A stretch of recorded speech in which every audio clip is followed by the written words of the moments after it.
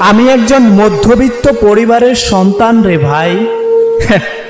আমাদের অহংকার বলতে কিচ্ছু নাই। কি নিয়ে অহংকার করব রে ভাই? না আছে বাবার টাকা, না আছে ক্ষমতা। কিছুদিন পরই হয়তো চলে যাব টাকার জন্য দূরপ্রবাসে, হয়ে যাব রেমিটেন্স যোদ্ধা।